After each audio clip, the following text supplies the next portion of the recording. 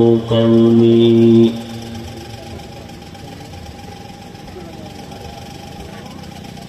نگاہ مومن سے تو بدل جاتی ہے تقدیر، نگاہ مومن سے تو بدل جاتی ہے تقدیر، یہ بندہ کی قوت نہیں قدرت کا اشارہ، یہ بندہ کی قوت نہیں قدرت کا اشارہ،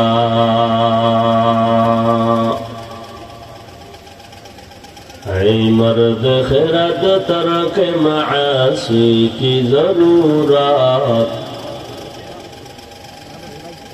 اے مرد خرد ترک معاصی کی ضرورت، اب صحبت صالح کی سوا کوئی نہیں چارہ، اب صحبت صالح کی سوا کوئی نہیں چارہ، مردود ہے پیچھے ہمیں خبر نہیں لیکن، مردود ہے پیچھے ہمیں خبر نہیں لیکن، ایک وقت میں ہلاک جو اعمال ہے سارا، ایک وقت میں ہلاک جو اعمال ہے سارا۔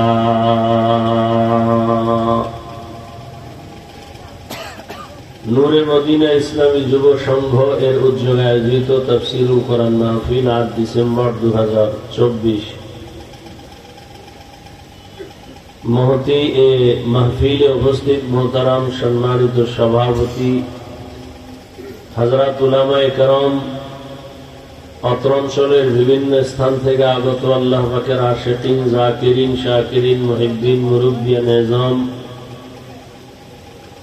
কলিজার টুকরা আমার সমবয়সী যুবক বন্ধুগণ, স্নেহের ছোট ভাই, পর্দার আড়ালে মাইকের আওয়াজ শ্রবণরতা মা বোনেরা, আল্লাহ পাকের দরবারে শুকর যে আল্লাহ পাকে ফিতনার যুগে হাজারো লাখো মানুষের মধ্য থেকে বাছাই করে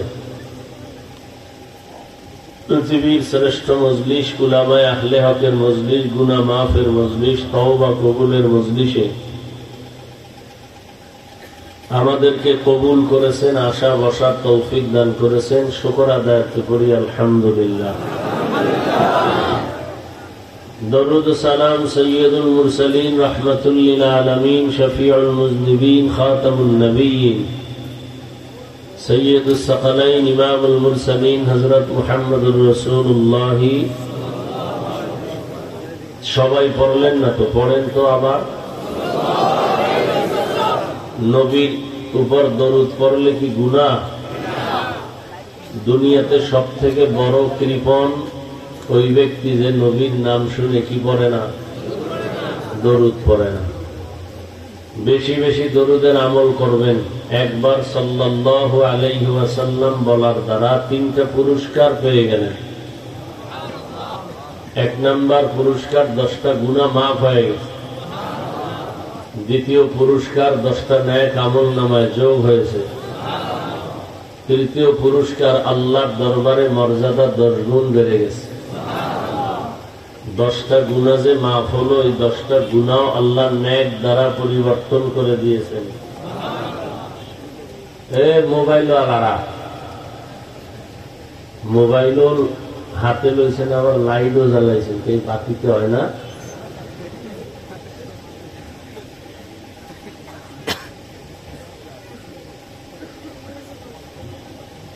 উলামায়ে হযরত আলোচনা করেছেন দিনের থেকেই শুরু,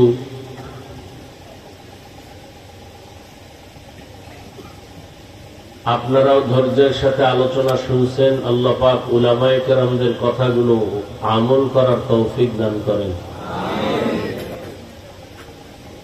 উলামায়ে কেরামের ইজ্জতকে আল্লাহ বেশি বেশি বাড়ায় দেন। যারা উলামায়ে কেরামের বিরুদ্ধে ফেসবুকে লেখালেখি করে, মিডিয়ায় অপপ্রচার চালায়, আল্লাহ ওদের হেদায়েত দান করেন। আমি আপনাদের দোয়া নিতে আসছি এবং সংক্ষিপ্ত দু চারটি কথা বলার নিয়তে কোরআনে হাকিমের এক আয়াতে কারিমা, নবীজির হাদিস থেকে এক টুকরো হাদিস পড়েছি। আয়াত ও হাদিসের আলোকে ইখলাস ও রুহানিয়াতের সমন্বয়, সহি নিয়তে, সহি তরিকায়, সহি কিছু কথা আমাকে বলার মতো, আপনাদেরকে শুনবার মতো আল্লাহ পাক তৌফিক দান করেন। ওয়ামা খালাকতুল জিন্না ওয়াল ইনসা ইল্লা লিয়াবুদুন। আল্লাহ বলেন, আমি মানুষ ও জিনকে সৃষ্টি করি নাই, হ্যাঁ করেছি একমাত্র ইবাদতের জন্য। নবীজি বলেন, লা তাআতা লি মাখলুকিন ফি মাসিয়াতিল খালিক। আল্লাহকে অসন্তুষ্ট করে পৃথিবীর ভিন্ন কারো আদেশ নিষেধ মেনে নেওয়া হারাম। আল্লাহকে অসন্তুষ্ট করে পীরের কথা মানা হারাম। আল্লাহকে অসন্তুষ্ট করে মা বাবার হুকুম মানা হারাম। আল্লাহকে অসন্তুষ্ট করে কোন নেতা নেত্রীর কথা মানা হারাম। এক কথায় আল্লাহকে সন্তুষ্ট রাখতে হবে। এতে দুনিয়ার কেউ বেজার হয় হোক, দুনিয়ার কাউকে বেজার করে হলেও অন্তত আল্লাহকে অসন্তুষ্ট করা যাবে না। কিন্তু আমরা কি করি? পর্দা করলে আল্লাহ খুশি না বেজার? কিন্তু আত্মীয় স্বজন বেজার। এখন আপনার পরীক্ষা ইমানের। আপনি কি আল্লাহকে খুশি করার জন্যই পর্দা করবেন, না আত্মীয় স্বজনকে খুশি রাখতে গিয়া আল্লাহকে বেজার করবেন? এটা আপনার ইমানের পরীক্ষা। দাড়ি রাখলে আল্লাহ খুশি, কাটলে আত্মীয় স্বজন খুশি। এখন আপনি কি আল্লাহর মহব্বতে, নবীর আদর্শের দাড়ি রাখবেন, না আত্মীয় স্বজনকে খুশি করে কাটবেন? এটা আপনার ইমানের পরীক্ষা। এই পরীক্ষায় যদি আপনি পাশ করেন তো আপনি সফল, আর যদি ফেল করেন তো আপনার জীবন দুনিয়াও বরবাদ, আখিরাতও বরবাদ। এখন কোন মুফতি সাহেবের ফতোয়া নেওয়ার দরকারও হয় না। আপনি কি জান্নাতের পথে আছেন না জাহান্নামের পথে আছেন, নিজেরটা নিজেই নির্ণয় করে নেবেন, আপনার আমলের উপরে, আকীদার উপরে, ঈমানের উপরে। আয়াতের মধ্যে আল্লাহ পাক বলছেন, আমি মানুষ এবং জিনকে সৃষ্টি করি নাই, হ্যাঁ করেছি একমাত্র ইবাদতের জন্য। তো এটা ডাইরেক্ট বললেই তো হইতো যে আমি মানুষ আর জিন ইবাদতের জন্য বানাইছি। আল্লাহ ঘুরাইয়া বললেন কেন যে আমি মানুষ আর জিনকে সৃষ্টি করি নাই, হ্যাঁ করেছি ইবাদতের জন্য? এর কারণ হলো আল্লাহ পাকের প্রতিটি কথার মধ্যে হিকমত, অলংকার। দ্বিতীয়ত, মানুষের জেহেনকে আল্লাহ স্পষ্ট করে বুঝাই দিলেন, ও মানুষ, তোমাকে বানানোই হয় নাই, হ্যাঁ তোমাকে বানানোর একটাই কাজ, আর কোন তোমার জীবনে কাজ নাই, সে কাজের নাম ইবাদত। তোমার জীবনে কয় কাজ? একটাই কাজ।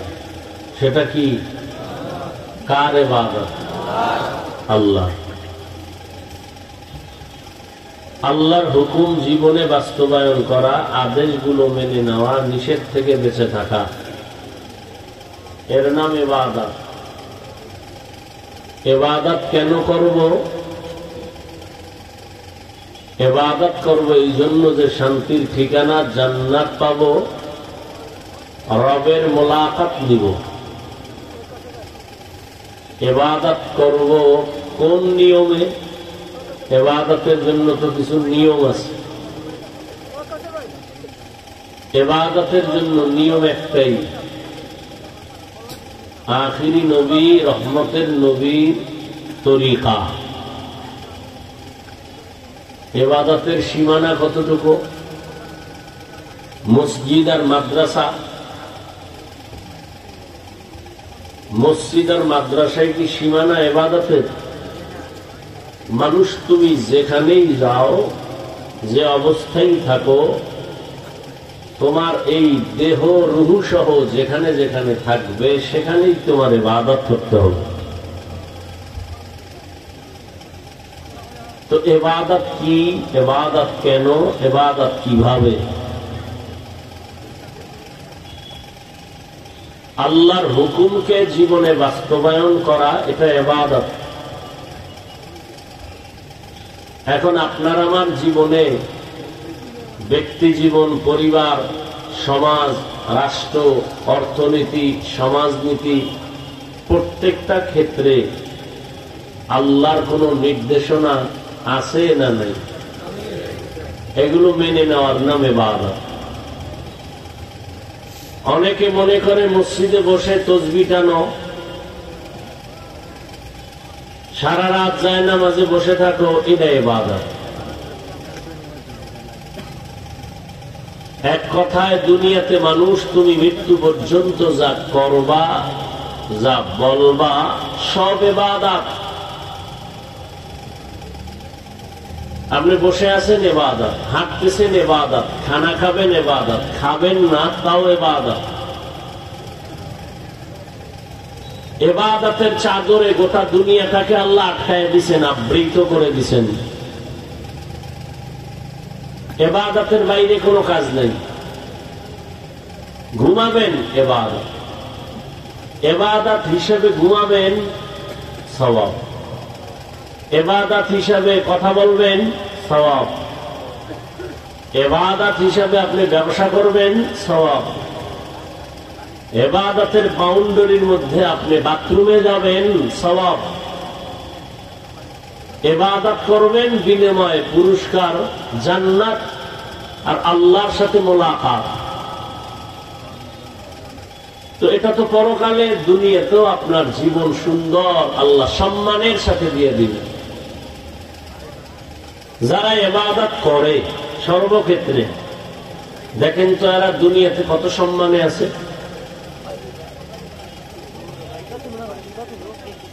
যাদেরকে পুলিশ, র্যাব, দুনিয়ার সব চাকুরিজীবীরা সেলিউট দেয়, এক সময় ফুলের মালা আর এক সময় জুতার মালা। কি কেন? চেয়ারম্যানের চেয়ারের মেয়াদ শেষ, আর ইবাদত করনেওয়ালা আল্লাহর প্রিয় বান্দা বান্দি, এদের চেয়ারের কোন মেয়াদি নাই। শেষ হবে কি? আমাদের চেয়ারের মেয়াদ আছে? আমাদের চেয়ারের কয় বছর মেয়াদ? যে চেয়ারে আমরা কয় বছর থাকতে পারবো, এরকম কোন মেয়াদ আছে? চেয়ারম্যানের একটা মেয়াদ আছে না? তাহলে তার মেয়াদ শেষ, চেয়ার শেষ। কোরআনওয়ালাদের এই চেয়ারের কোন মেয়াদই নাই। এরা দুনিয়ায় বাদশাহ, পরকালেও বাদশাহ। শুধু এরা না, এদের সাথে যাদের সম্পর্ক, মোহাব্বত, বন্ধুত্ব, এরাও দুনিয়াতে শান্তি পাবে, আখিরাতেও শান্তি পাবে। যদি ইবাদত বানায় করে, তবে ইবাদতটা মন গড়া করলে হবে না, সব কিছু হতে হবে দুইটা শর্তের বিনিময়ে। এক নাম্বার শর্ত আল্লাহর সন্তুষ্টি, দ্বিতীয় শর্ত রসুলের আদর্শ। আপনারা কথা শুনবেন না আপনাকেও কথা আমি শুনব? ওয়াজ তো দুই দিক দিয়ে হয় না। কি হয়? আমি ওয়াজ করবো, আপনারা ওয়াজ করবেন, তো হবে?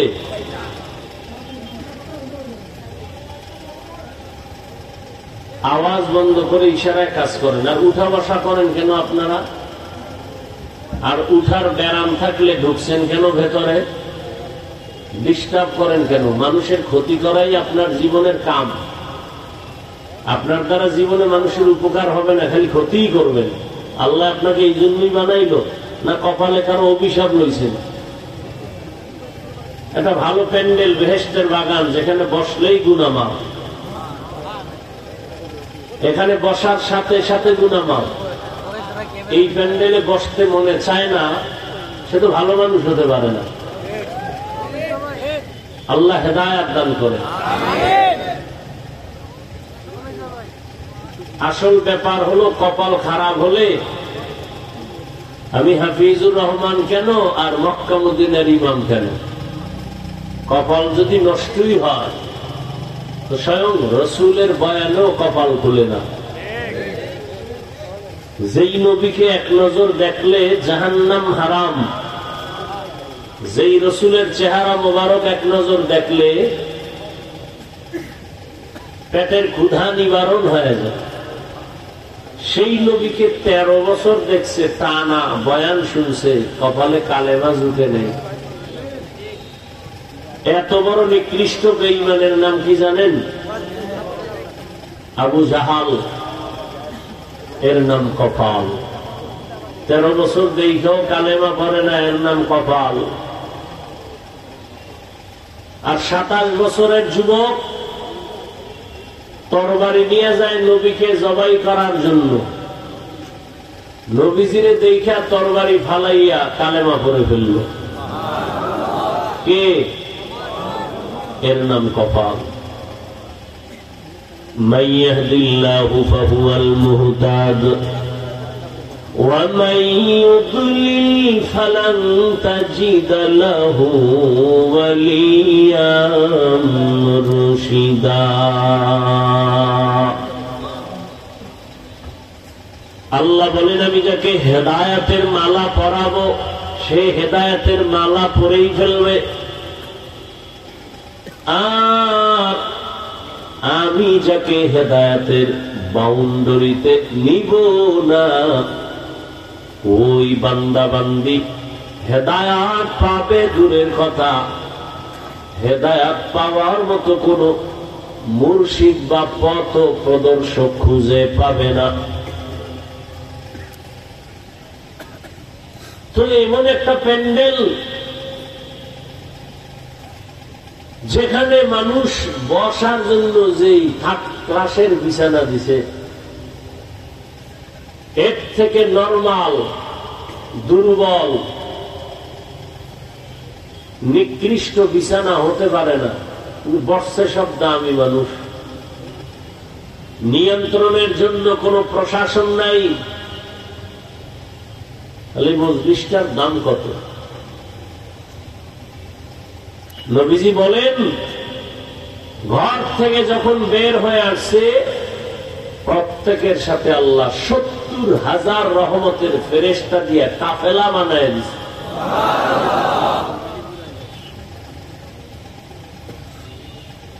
ময়দানে যাবে আর ফেরেশতারা কাফেলার সাথে সাথে আইসা আল্লাহর কাছে সব সময় মাগফিরাত কামনা করবে। এজন্য এখানে চাইলেই আসা যায় না, এখানে আসতেও কপাল লাগে, বসতেও কপাল লাগে, মা বাবার জন্য দোয়া করিয়া যাইতেও কপাল লাগে। অনেকে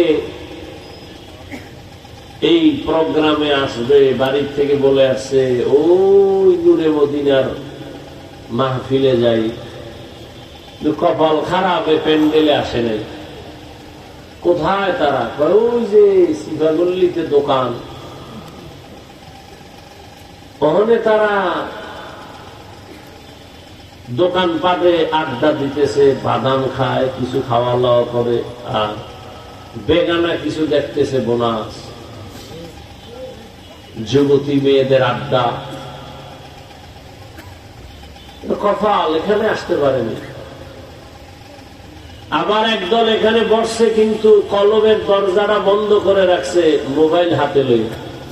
এগুলো কপালটাও বেশি ভালো না।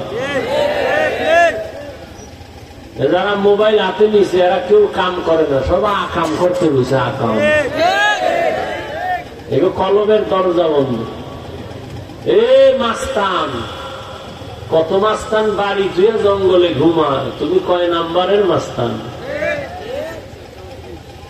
সব সাইয়া দিলটারে নরম বানাও, কয়দিন আর বাঁচবা। এখান থেকে উঠবা, সকালবেলা খবর হবে 10টায় জানাজা, আইও সবাই। কিসের বাহাদুরি? আল্লাহ হেদায়েত দান করুন। 24টা ঘন্টা মোবাইল নিয়ে মরো,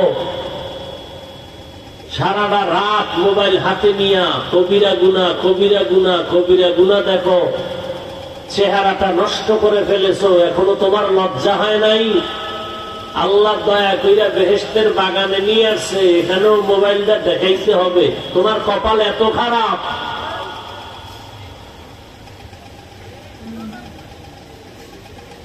তোমার কপালে কার অভিশাপ লাগছে, এখনো সোজা হও, তওবা করো। দুনিয়ার বাহাদুরি কিচ্ছুই না। নমরুদ শেষ হয়ে গেল, ফেরাউন শেষ, তোমার চোখের সামনে আরো কত নেতা খাতা শেষ। আল্লাহ সব ভাইকে হেদায়েত দান করুন। শুধু শুধু একটা মোবাইল নিয়ে মরানের মানে মরার জন্য তৈরি, ছবি ছবি ছবি। সরকারের প্রয়োজন ছাড়া, মদিনার অর্ডার ছাড়া ছবি তোলা হারাম। বর্ষে বেহেশতের বাগানে করতেছে গুনাহ। আফসুস, বুঝবেও না। এই কপাল জাতির এত খারাপ, প্রয়োজনে বক্তা বাদ দিবে, কিন্তু এই গুনার মোবাইল ছাড়বে না, বাদ দিবে না। এই জাতির কপাল এত খারাপ। বলবে বক্তা বাদ দাও, আমরা আকাম বন্ধ করা যাবে না। অনেকে মনে মনে ভাববে যে কেউ কিছু কইল না, আপনি কোন, আপনি একজন বড় হুজুর হয়ে গেছেন, পারে না আমার সামনে কিছু কইয়া দিতে, কিন্তু প্রস্তুতি নিতেছে। আল্লাহ হেদায়েত দান করুন। তুমি এভাবেই করতে করতে মরণ এসে যাবে, আর আমি এভাবেই বলতে বলতে মরণ এসে যাবে। পলসিরাতের গোড়ায় দেখা হবে কে পুরস্কার পেয়ে জান্নাতে যাবে, আর কে গাদ্দারির শাস্তি পেয়ে জাহান্নামে যাবে। সেদিন মোকাবেলা হবে। আমি বলবো কি বলবো না সেটা আমার দায়িত্ব, তুমি মানবা কি মানবা না সেটা তোমার দায়িত্ব।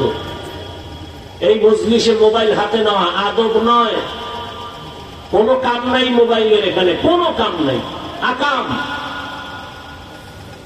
এখানে একটা বুদ্ধিমান আমার প্রশ্নের জবাব দিতে পারবে না, সে সাহস নাই।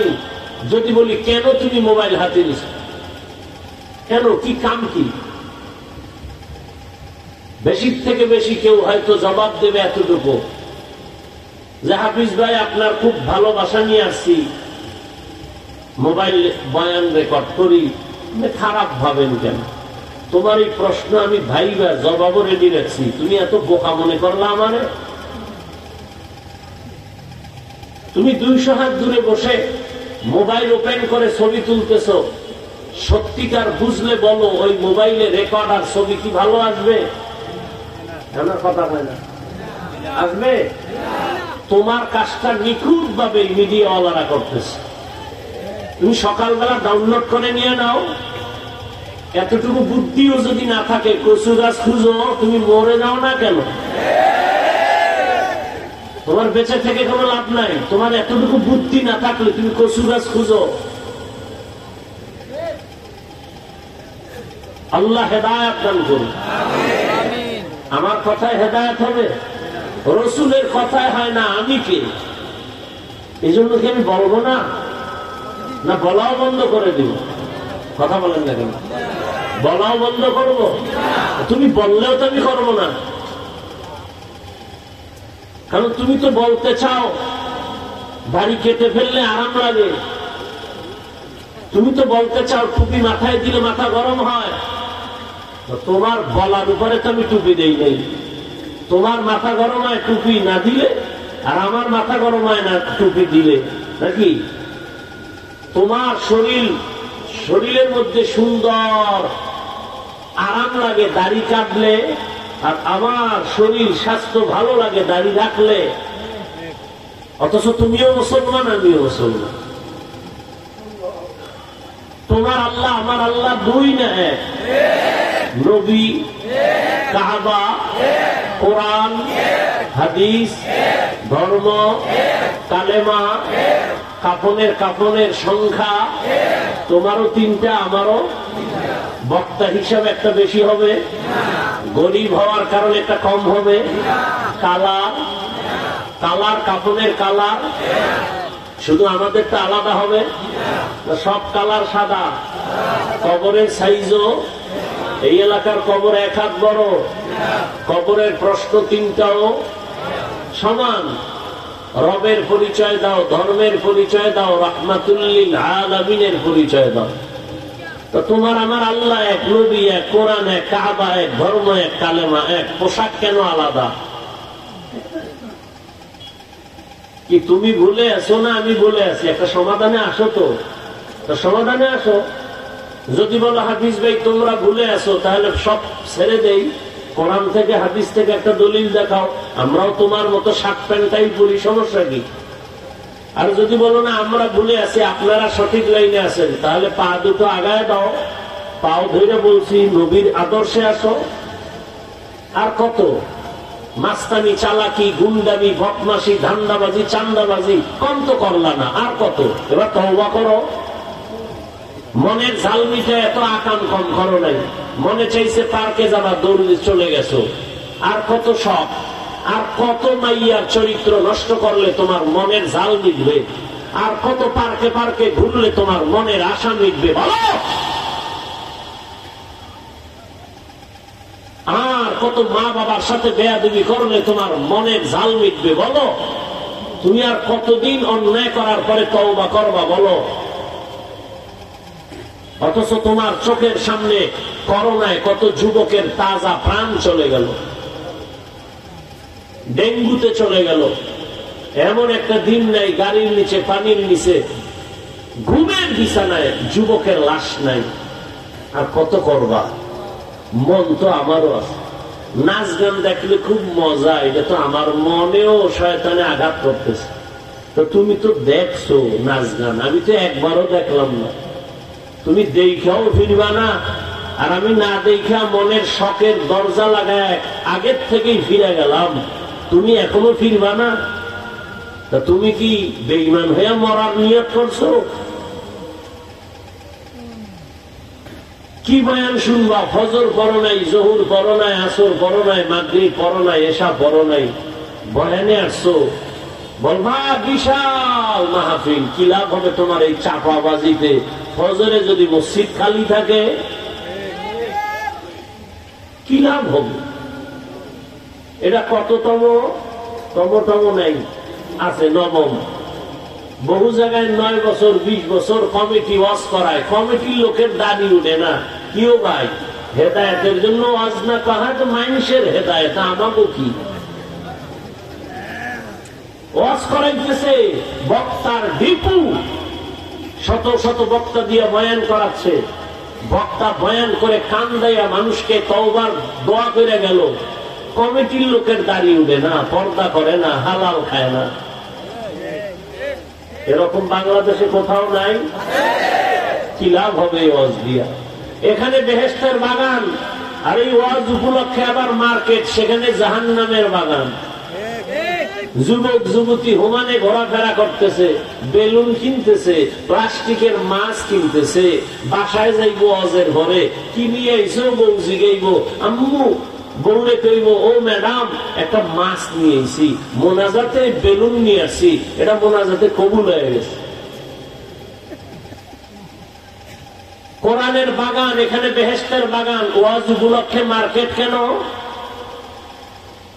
ওয়াজ উপলক্ষে 2-1টা রুটি বিস্কিটের দোকান হবে, সেখানে বেলুনের দোকান কেন?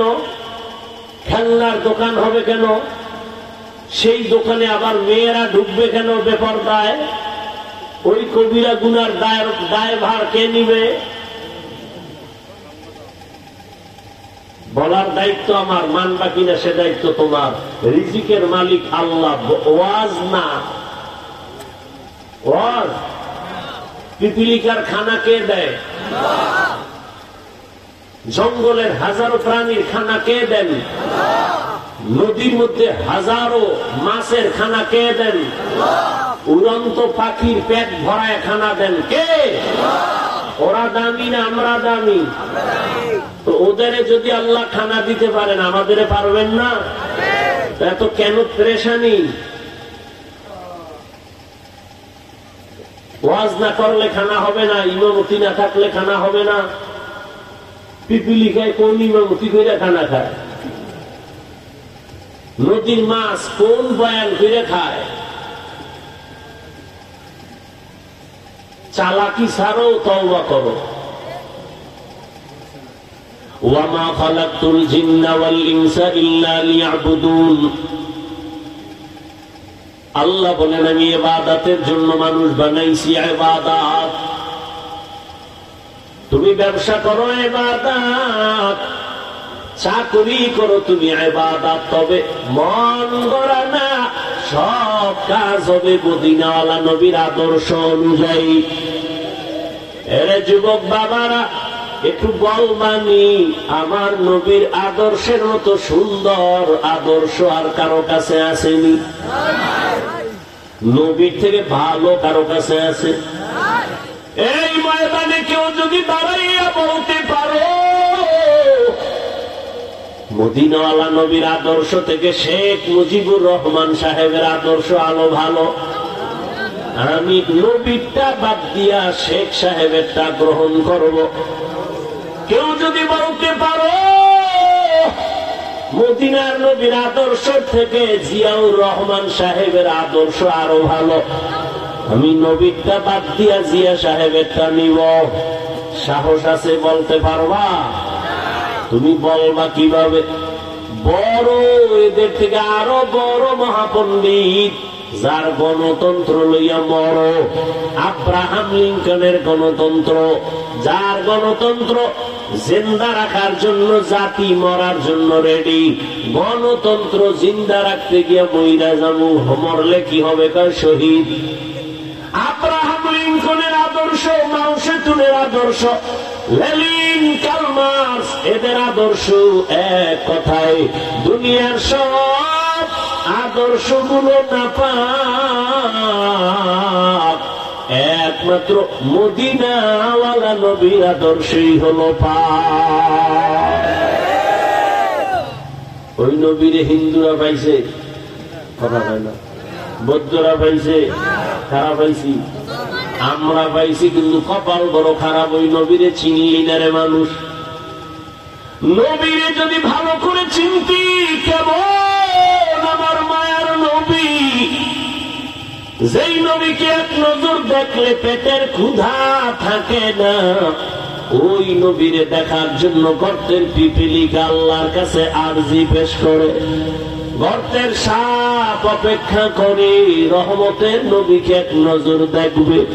নবী যখন রাস্তা দিয়ে চলতেন, দুপার্শ্বের গাছগুলো নত হয়ে নবীরে সালাম জানাইত। ইমামুল আউয়ালিনাল আখিরিন বাহরে সাদকা রাহমাতাল লিল আলামিন সাইয়্যিদুল কাউনাইন খাতমুল মুরসালিন আখির আমদ বুদ ফখরুল আউয়ালিন। ওই নবীর মোহাব্বত নিয়ে দাঁড়িয়ে রাখছি, টুপি বললাম, নামাজ পড়ি, পর্দা করি, হালাল খাই।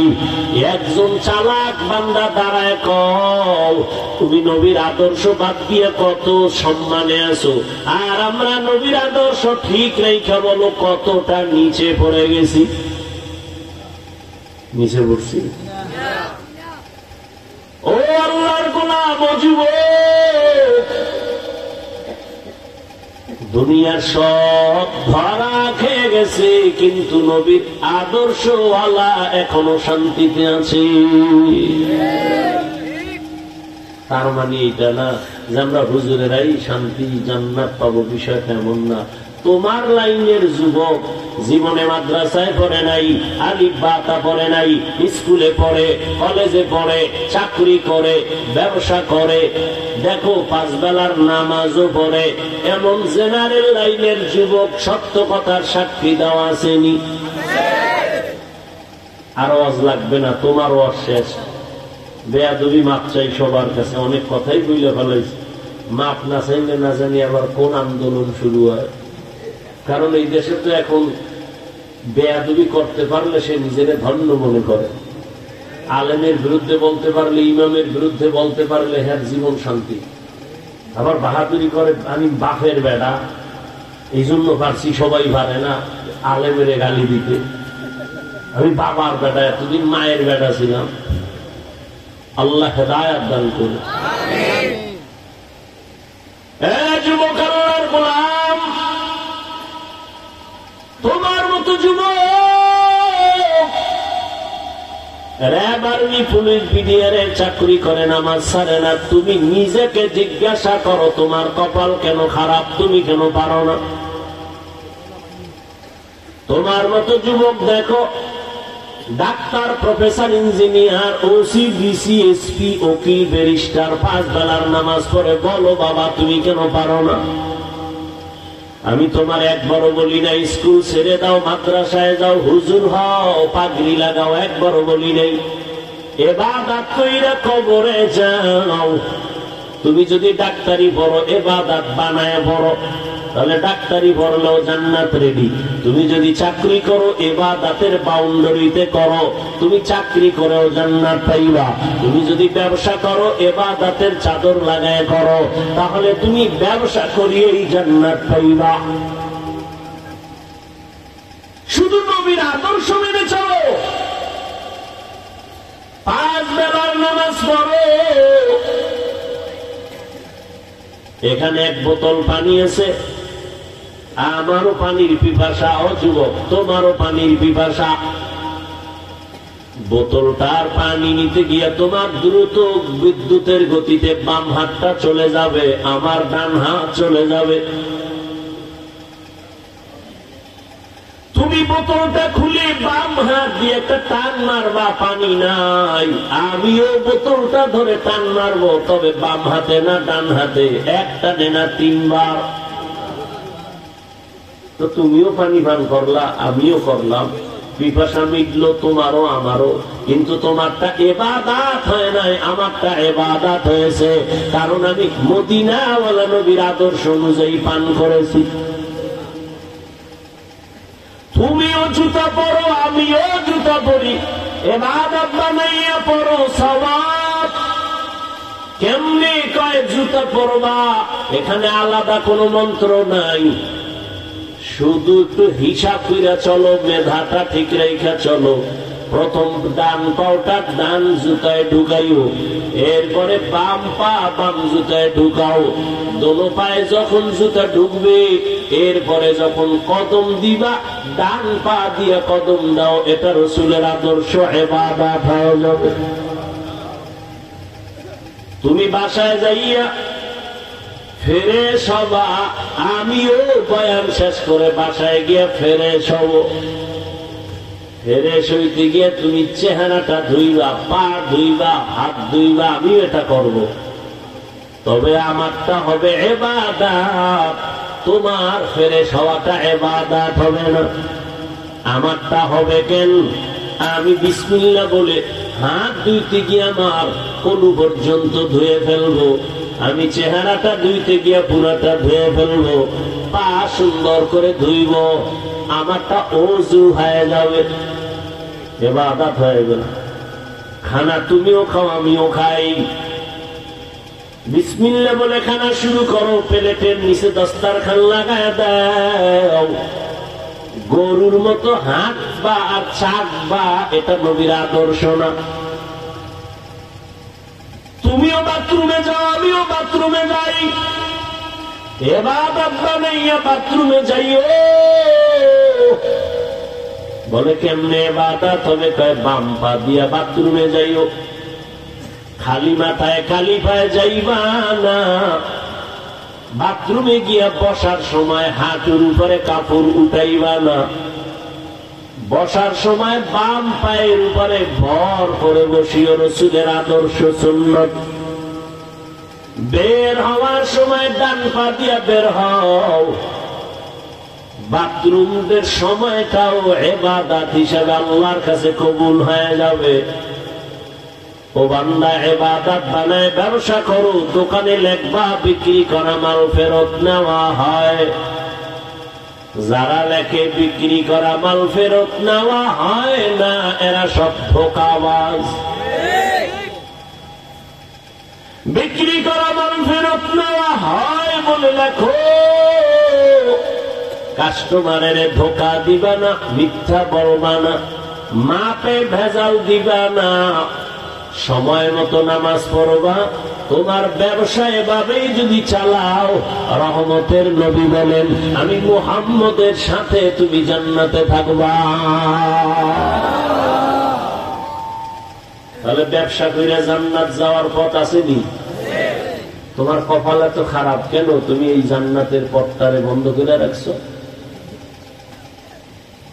وما خلقت الجن والإنس إلا ليعبدون। ও যুবক, মনটাকে একটু জিজ্ঞাসা করো, প্রশ্ন করো, এরে মন, জেনারেল লাইনে থাইকা যুবক যদি নামাজ পড়ে তুমি আমি কেন পারবো না? রাস্তায় গাড়ি চালায় যুবক নামাজ ছাড়ে না, বলো বাবা তুমি কেন পারবা না? তুমি কি আল্লাহর কোরআনটা মিথ্যা মনে করেছো? পারলে একটা ভুল বের করে দাও। এখন আমি দাড়ি কেটে ফেলে প্যান্ট শার্টটাই লাগায় রাস্তায় নেমে যাব, পারবা? কোরআনের ভুল বের করতে পারবা? পারলে বের করে দাও। এখন দাড়ি কেটে ফেলবো, এখন প্যান্ট শার্ট করে নাচ গান শুরু করবো। তুমি কেন? ১,৫০০ বছর পর্যন্ত মহাপণ্ডিত অপচেষ্টা করেও পারে নাই। অতএব কোরআন সত্য, গুনাহগারের জন্য জাহান্নাম, এটাও সত্য। কোরআন সত্য, তার মানে নেক আমলওয়ালা জান্নাতে যাবে, তাও সত্য। কোরআন সত্য,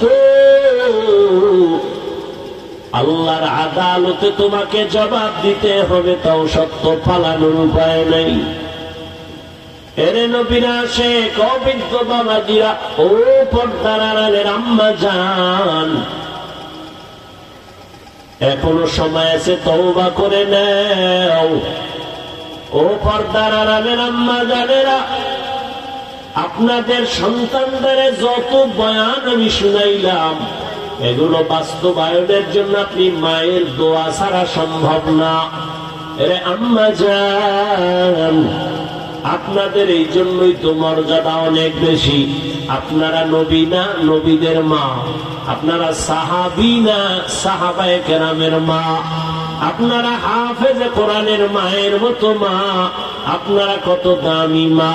খাদিজা রাদিয়াল্লাহু আনহার মতো দামি, ফাতেমা রাদিয়াল্লাহু আনহার মতো দামি, আয়েশা রাদিয়াল্লাহু আনহার মতো দামি, ইসমাঈল নবীর মা হাজেরা আলাইহিস সালামের মতো দামি। এর আম্মা জান, আপনারা ঈসা নবীর মা মারিয়াম আলাইহিস সালামের মতো দামি।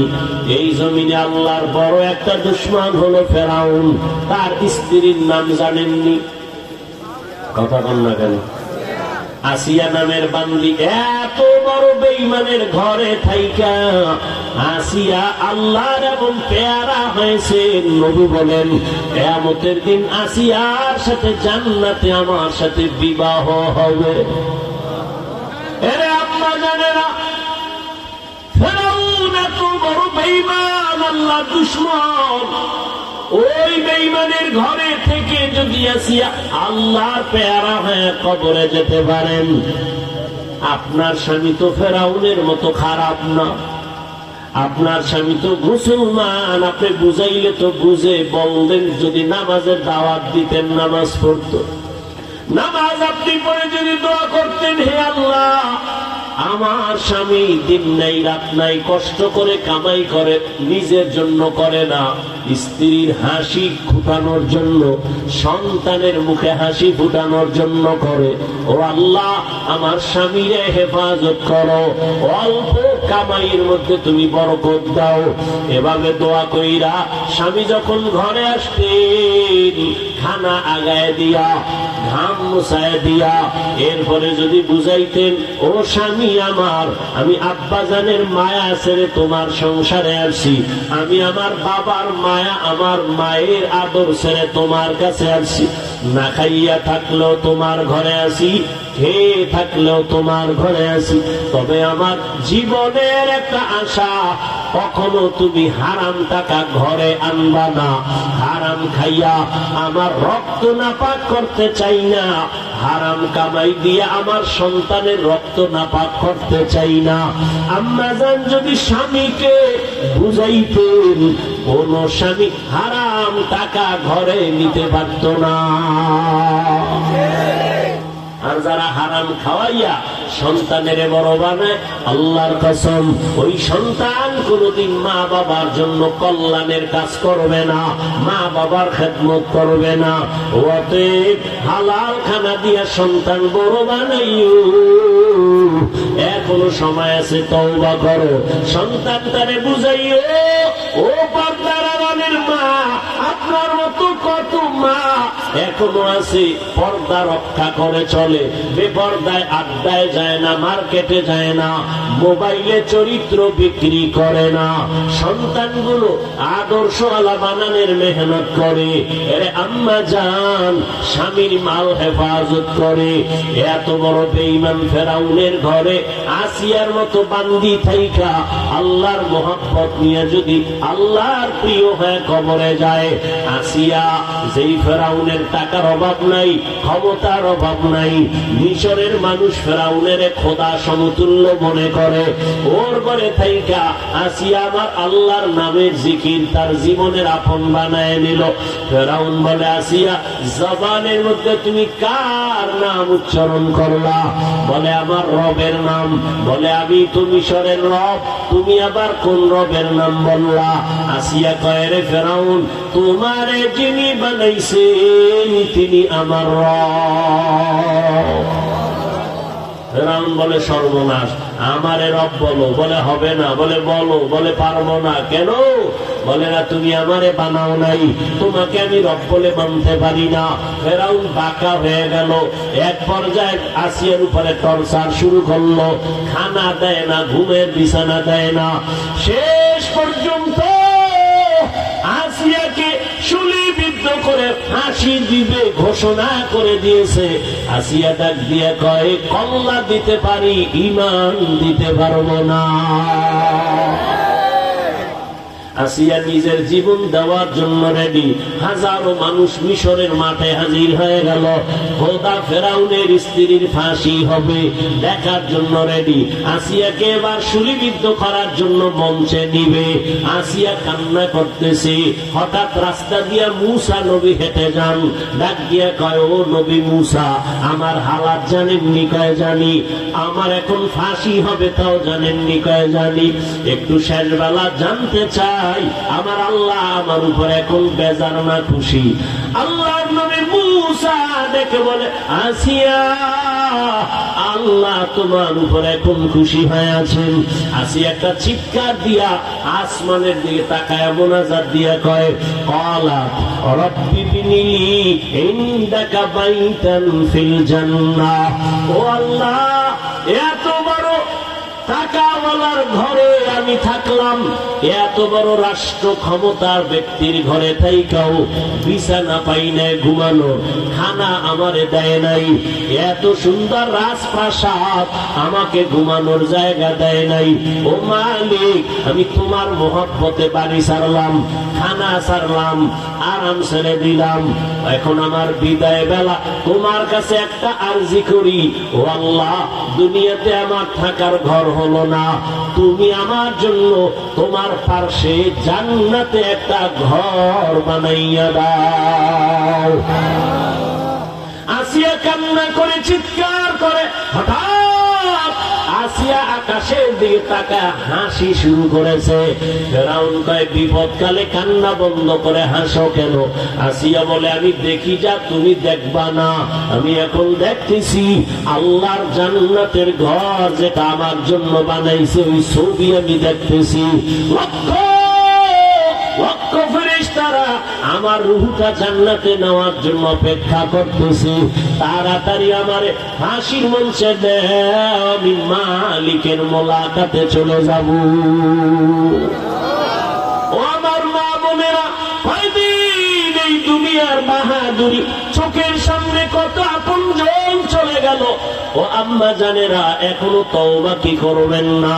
আল্লাহর কাছে তওবা করে নেন, আর নামাজ ছাড়বেন না, বেপরদায় চলবেন না, মা বাবাকে কষ্ট দিবেন না, সন্তানগুলোকে আদর্শওয়ালা বানায় যাবেন, স্বামীর মালের খেয়ানত করবেন না, আদর্শ নারী হইয়া মরবেন, চরিত্র মোবাইলে বিক্রি করবেন না। ও আমার কলিজার যুবক বাবারা, জীবনে তো গুনাহ কম করো নাই, মনে চাইছে নামাজ পড়বা না, পড়ো নাই, মনে চাইছে পার্কে যাইবা, দৌড়ায় গেছো, মনে চাইছে তুমি দাড়ি কাটবা, কেটে ফেলেছো, এখনো সময় আছে, তওবা করে নাও, হায়াতের কোনো গ্যারান্টি নাই। মনে মনে আল্লাহকে ডাকো আর বলো, হে দয়ার মালিক, জীবনে তো কম নামাজ ছাড়ি নাই, বেপরদায় কম চলি নাই, আজকে থেকে তওবা করে নিলাম, তুমি আমার হায়াতের মালিক, তুমি আমার সম্মানের মালিক, তুমি আমার ইজ্জত ও রিজিকের মালিক, আজকে থেকে আর দাড়ি কাটবো না, আর নামাজ ছাড়বো না, মা বাবাকে কষ্ট দিব না, শিক্ষকের দোয়া নিয়া, উলামায়ে কেরামের পরামর্শ নিয়া, নবীর আদর্শ মেনে চলবো। ও আল্লাহর বান্দারা, সবার কপালে তওবা নসিব হবে না। আমি বয়ানের শুরুতেই বলেছিলাম, আবু জাহাল 13 বছর নবীকে দেখছে, কালেমা পড়ে নাই, আর ওমরের মতো বান্দা 27 বছরে নবীর হাতে আইসা কালেমা পড়ে ফেললো। এখানেও ওই মনের মানুষের অভাব নাই, হাজারো বয়ান শুনবে, হেদায়েতের দরজায় তওবা করবে না, গুনাহ ছাড়বে না, বাইরে গিয়া আরো বিরোধিতা করবে, গীবত শিকায়াত করবে। আর একদল আল্লাহর গোলাম ওমরের মেজাজ নিয়ে বসিয়া গুনার কথা স্মরণ করে কান্না করবে, আর বলবে, হে মালিক, না বুঝে অন্যায় করেছি, আর মা বাবার সাথে বেয়াদবি করব না। উলামায়ে কেরামের দোয়া নিয়া, শিক্ষক মুরব্বীদের দোয়া নিয়া 5 বেলার নামাজ আদায় করব, মা বাবার দোয়া নেওয়ার চেষ্টা করব, নবীজির সুন্নাত অনুযায়ী চলব, ফজরে বান্দা মসজিদে হাজির হয়ে যাবে, আর নামাজ ছাড়বে না, আর দাড়ি কাটবে না, বেপরদায় চলবে না।